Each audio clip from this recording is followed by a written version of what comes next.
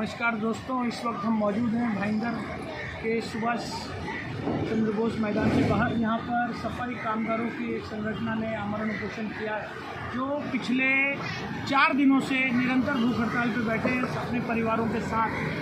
आप देख सकते हैं छोटे छोटे बच्चे भी इनके साथ बैठे हैं। इनकी जो लड़ाई है वो शाइन मेंटेनेंस नामक कंपनी के खिलाफ है, जो निरंतर भ्रष्टाचार में लिप्त बताई जाती है। कभी इनकी तनख्वाह खा जाती है, 10,000 रुपया पगार लेगी तो इनको 6,000 देगी। ऐसे छोटे छोटे भ्रष्टाचार करते करते उसने आज 18 करोड़ का घोटाला मीरा भाईंदर में किया है। आइए जानते हैं क्या कहना चाहते हैं अनशन पे बैठे हुए हमारे भाई। अनशन पे एक्चुअली मेरी वाइफ बैठी है और जानकारी ज़्यादातर सब हमारे पास ही है। हमारे पास पत्र व्यवहार तो हम लोग ने बहुत टाइम से किया हुआ है और उसके ऊपर आज तक ज़्यादातर कार्रवाई हुई नहीं।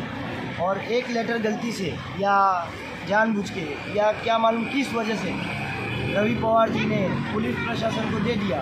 हालांकि पत्र व्यवहार हमने इतने 3 साल से कर रहे हैं, लेकिन कभी ऐसा चमत्कार नहीं हुआ था कि भाई तुरंत कार्रवाई करने का ऑर्डर दे दिया जाए।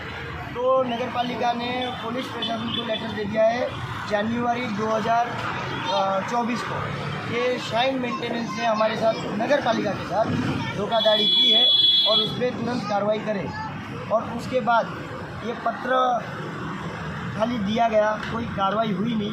और ये पत्र हम लोग ने आरटीआई के द्वारा निकाला। जब मालूम पड़ा कि ये ऐसा पत्र निकला है तो हम लोग तुरंत यहाँ पे, जो मेरी वाइफ है उन्होंने बोला कि मेरे को अनशन पे बिठाओ और ये कार्रवाई करनी ज़रूरी है और हमारा न्याय दिलाने के लिए ये पत्र आज हमारे पास प्रूफ का इक्का ही बोल सकते हैं। तो हम लोग ने उस पर अनशन पे बैठे, उस पर कैसे भी गुनाह दाखिल होना चाहिए।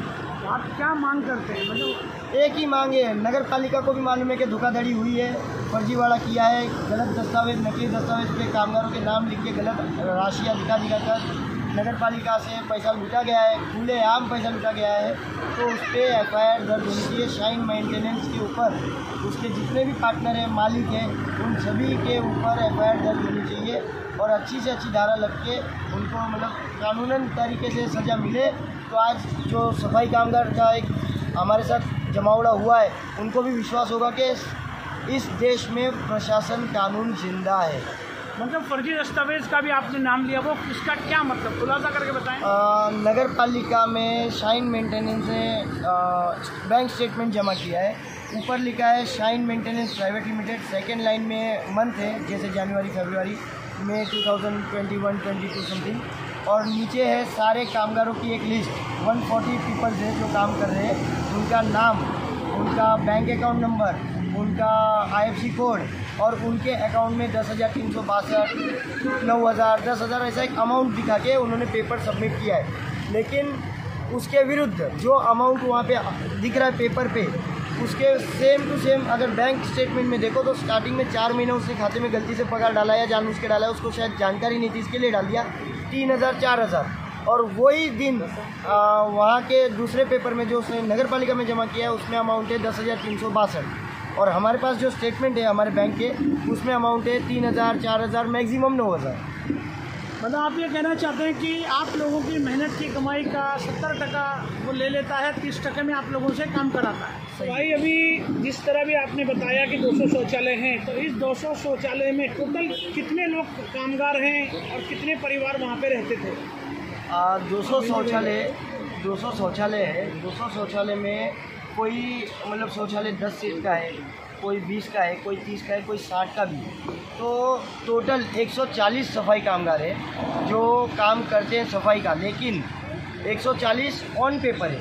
लीगली 120 सफाई कामगार है। 20 लोग में से 12-15 लोग कुछ सुपरवाइज़र के नाम ऐड किए हुए हैं और 8-10 ऐसे जो अज्ञात है जो कभी काम ही नहीं किए, वैसे भी नाम उसमें डिटेल है कि भाई ये आदमी को हम काम पगार दे रहे हैं, वो आदमी कभी दिखाई नहीं, वो है ही नहीं। तो ऐसे 120 लीगल।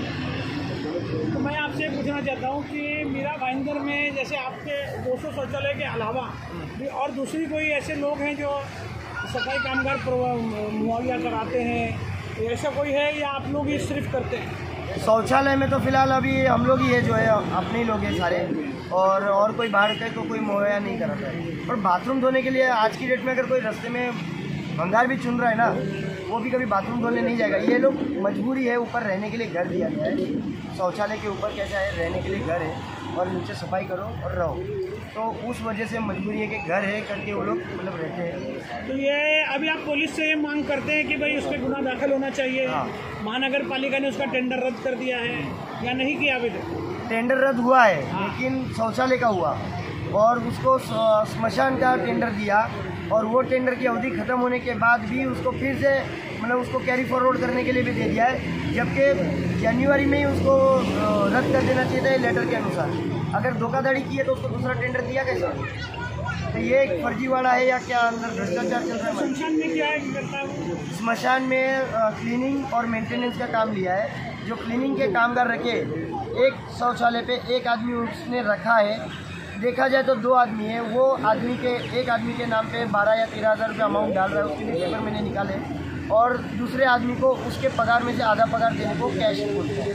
मतलब ये शाइन मेंटेनेंस से ही कन्वर्ट होकर करंट एंटर बजट हो गया। हाँ, और आज की डेट में 100% नहीं बोलता, 50% डाउट है। जो अभी हाल में जो टेंडर चल रहा है अपना अल्फाकॉम करके है, उत्तन से लेके राई तक और भाईंदर स्टेशन से लेके घोड़बंदर गांव तक वो अभी चला रहा है। उसमें उसका 50% पार्टनरशिप चल रहा है। आप प्रशासन से क्या मांग करते हैं? अनशन के लिए क्या चाह रहे हैं?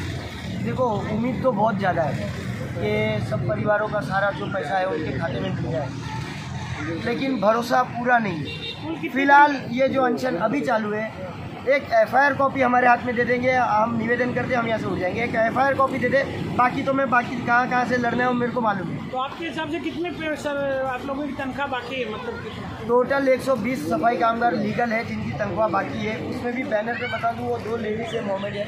उन्होंने कल मुझे डर के माहौल में या कैसे मुझे कंफर्म नहीं मालूम, लेकिन मुझसे रिक्वेस्ट किए कि वहाँ से मेरा बैनर पे से फ़ोटो निकाल दो और मुझे पैसा भी नहीं चाहिए, मुझे उसमें कोई लेना देना नहीं। उसके बाद भी उसने तकरीबन 3 महीना कंटिन्यू किया।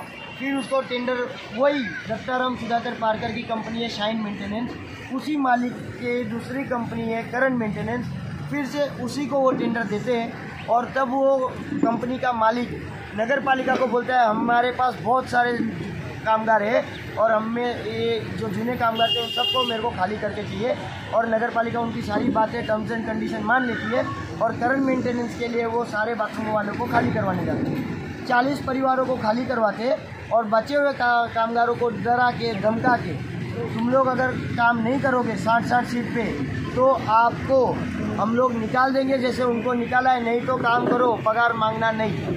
ऐसा बात रख के उन्होंने उनसे ज़बरदस्ती काम करवाया। कोई नया कामगार मिला नहीं। हाँ, कुछ लोगों में 1-2 बाथरूम पे ऐसा हो गया कि 2-4 नए कामगार मिला है, लेकिन वो जैसे मैं काम कर रहा हूँ तो मेरे परिवार को बोला भाई तू वहाँ पे जा और तेरे नाम पे 40 से 60 सीट में धुलवाऊंगा और तेरे को पगार नहीं दूंगा, उसको दूंगा, वो तेरे को उसमें से तो पैसा देगा।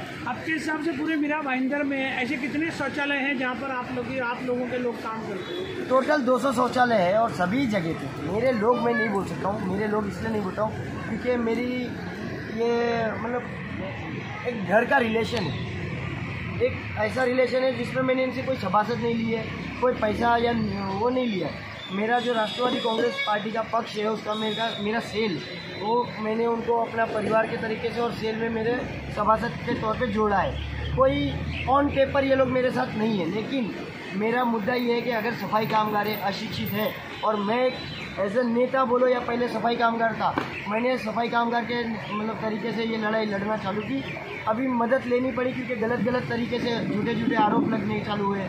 कोई दरवाज़ा चोरी का आरोप लगवाता है, कोई वो 354 का एक लेडीज़ का कुछ नहीं किया वैसे आरोप लग जाते हैं, कहीं पे मारामारी होती है वहाँ पे मेरे पे ना, तो ये सब आरोप ना लगे करके मैंने पार्टी का एक सपोर्ट लिया है और आज राष्ट्रवादी कांग्रेस पार्टी का थोड़ा सपोर्ट हुआ करके मेरे पे कोई आरोप अभी लगना बंद हुए हैं, नहीं तो बाकी इनका कोई सभासद नहीं है। हाँ, मेरा साथ इसलिए दे रहे क्योंकि मैं उनकी हक की लड़ाई जी जान से और ईमानदारी से लड़ रहा हूँ। तो ये थे हेमंत कानाबारा जिन्होंने इस अनशन के बारे में हमें जानकारी दी। हम आज इनके अनशन के मार्फत संजय काटकर आयुक्त से कहना चाहते हैं कि आयुक्त साहब, आप जब से आए हैं तब से विवादों के साथ आपका चोली दामन का रिश्ता क्यों जुड़ता जा रहा है? कभी आप देखते हैं कि मेयर हाउस आप किराए पे दे रहे हैं, कभी आप किला किराए पे दे रहे हैं। अब ये यहाँ बेचारे सफाई कामगार के 120 लोगों के परिवारों को आज अनशन करने में मजबूर होना पड़ा। आखिर ये साइन मेंटेनेंस, करण एंटरप्राइजेस और अल्फा.com इन कंपनियों से आपका क्या रिश्ता है? क्यों आपके लोग, आपके अधिकारी इन गरीबों पे अत्याचार कर रहे हैं? इसका जवाब दीजिए और हमें बुलाकर इस बारे में खुलासा करें और हम जैसे छोटे पत्रकारों को आप इंटरव्यू दें, क्योंकि आप छोटे पत्रकारों को इंटरव्यू देने से कतराते हैं, क्योंकि आप IAS हैं, आप बहुत बड़े अधिकारी हैं, आप महाराष्ट्र लेवल के बड़े अखबारों को इंटरव्यू देते हैं, बड़े चैनल वालों को देते हैं। तो आपसे हाथ जोड़ के विनती है कि हम जैसे छोटे पत्रकारों को आप इन बातों का खुलासा करते हुए प्रेस कॉन्फ्रेंस लें और इन बातों का खुलासा करें और जल्द से जल्द इन 120 परिवारों को न्याय दें। ऐसी मैं आपसे हाथ जोड़ के अपील करता हूँ। कृपया अपने AC केबिन से निकलकर आप बंगले में चले गए, अब बंगले से निकलकर इन गरीबों के बीच आओ और इन लोगों को इंसाफ दीजिए प्लीज़। मैं हाथ जोड़ता हूँ आपसे।